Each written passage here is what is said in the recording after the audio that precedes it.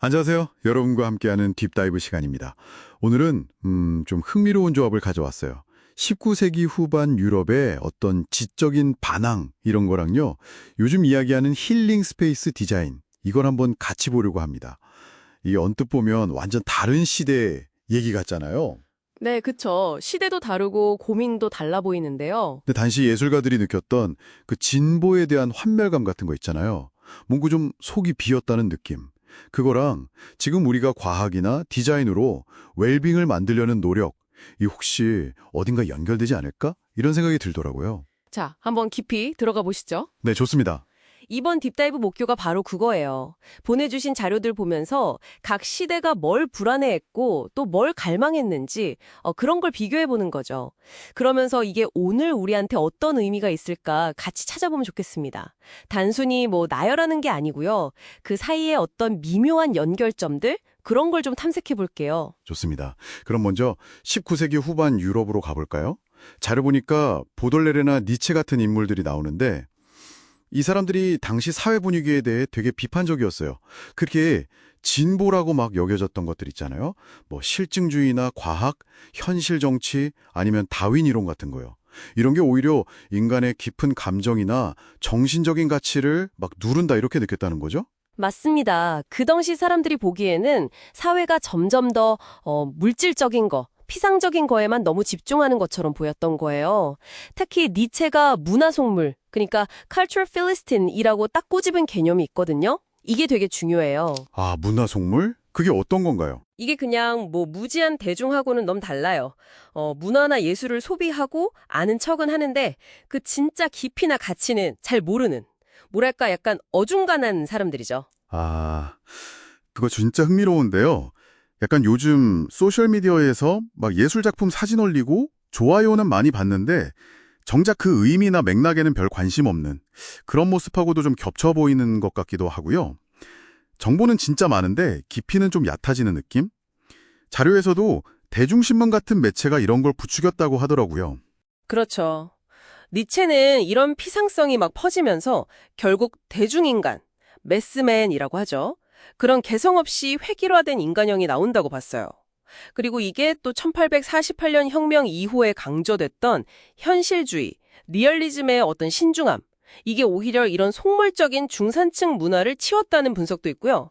사법 민주주의가 발달하면서 이런 경향이 더 강해졌다고도 보고요. 아, 그렇군요. 그러다 보니까 정말 진정한 예술, 이걸 추구하는 전위 예술가들이랑 주류 문화 사이의 거리가 점점 더 벌어질 수밖에 없었던 거죠. 그래서 그 반작용으로 어떤 예술가들은 아예 현실에서 좀 눈을 돌리기도 했다. 이런 건가요? 자료에 나오는 그 신고전주의 경향 같은 거요. 파라나스 시파나 휘비드 차반 같은 화가들. 이 사람들처럼 혼란스러운 현실 대신에 어떤 엄격한 형식미, 고대의 이상적인 모습, 여기서 아름다움을 찾으려고 한 거죠. 네, 맞아요. 일종의 도피처였을 수도 있고요. 당시 어떤 불안감, 환멸감에 대한 하나의 대응 방식이었던 거죠.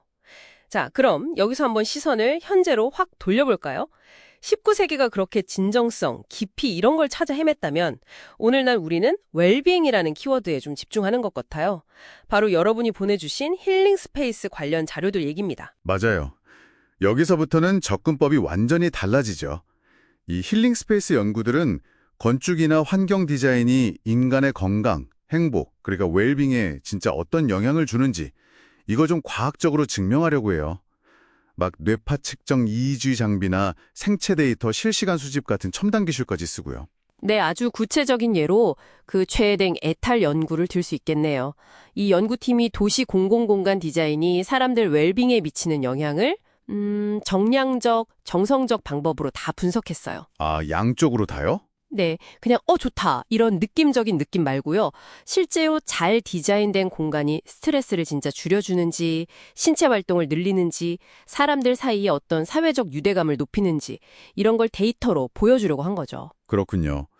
그러니까 19세기는 좀 주관적인 감정이나 사상을 강조하면서 피상성에 저항했다면 현대는 과학적인 데이터를 가지고 객관적인 웰빙 상태를 만들고 측정하려는 시도다.